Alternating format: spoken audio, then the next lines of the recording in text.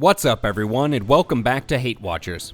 Today we're swashbuckling on ahead with our coverage of Skeleton Crew with episode 3, entitled, Very Interesting as an Astrogation Problem.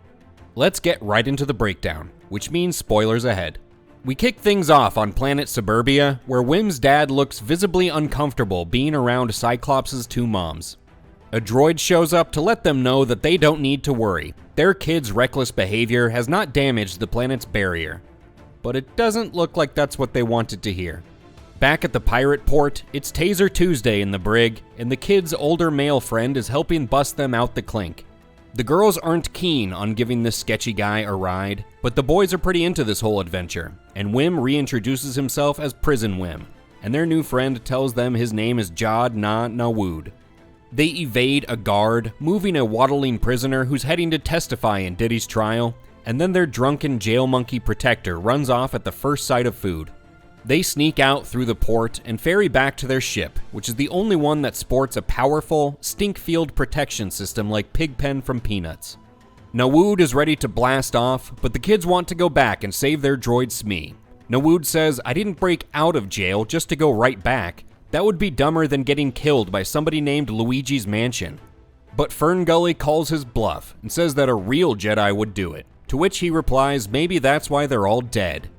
Nawood begrudgingly leaves to save the droid, and after he leaves, Ferngully wonders aloud if all Jedi reek of booze and desperation. Nawood returns to the port, which looks like it was filmed in current-day Damascus.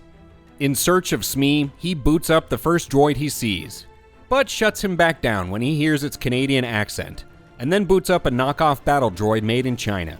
He finds Smee crucified, but when he asks the droid his name, Smee says, "Ask your mom, she knows my name," and Nawood can't handle the bants. He starts to wheel the droid out when a former pirate buddy recognizes his old Captain Silvo. He begins to tell Silvo about his recent lumbago flare-up, but when he sees Silvo slowly inching away, he takes offense and calls the guards. While the kids argue about what to write in the note they're going to leave behind for Nawood, he's flying back to the ship with a ton of angry pirates in pursuit. He and Smee make it on board, but the fuel line has caught feelings for the ship and refuses to let go. So they blast into hyperspace, forcing the fuel line to pull out, and it takes out its rage on the rest of the port as Urkel looks on and says, "Did I do that?" But the vampire wolf shoves him and says that shit is going to get old real quick. The kids bring Smee back to life as Nawood eats some pudding and mockingly offers some to the droid. The kids rush the buffet as Smee throws a tantrum. Nawood is shopping for some new accessories when Smee corners him, shows him how big he is, and pokes him vigorously in the chest before he leaves. But he comes right back to see if he wants some more. Didn't think so.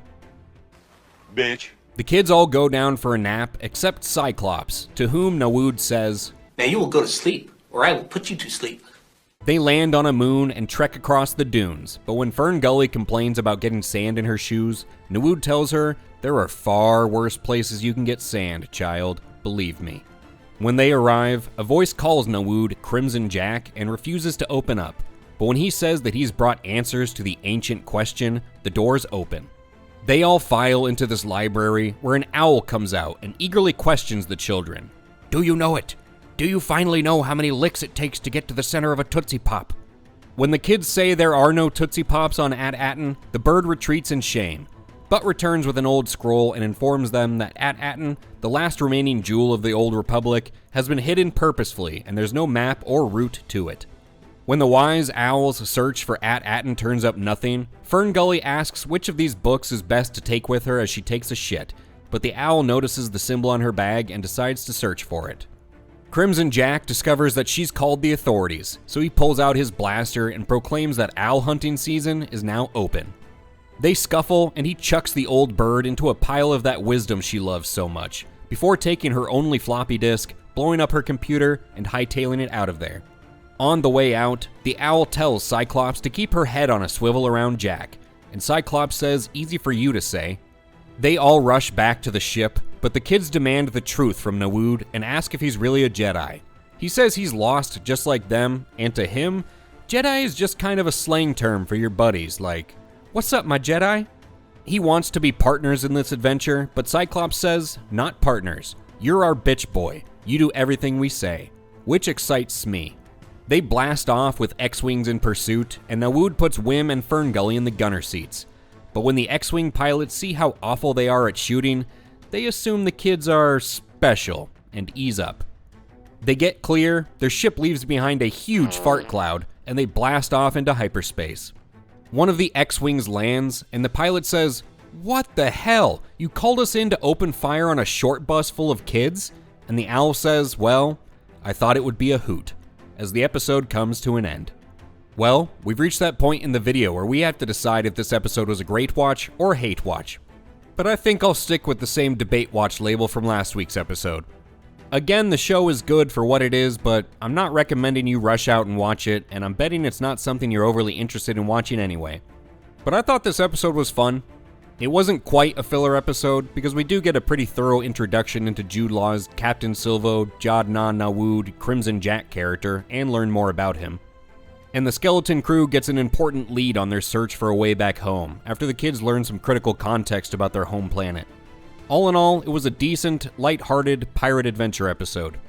On that note though, this still feels more like a pirate show than a Star Wars show at this point. Another positive is really just the absence of a negative, in that Skeleton Crew really isn't doing anything damaging to the lore, something that plagued Leslie Headland's Acolyte debacle.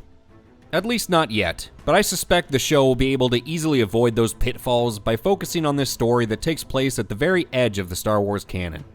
Also, Episode 3 was supposed to be where Skeleton Crew dropped the whole charade and showed its true face. But that boiled down to one scene where we learn that one of the kids has two moms.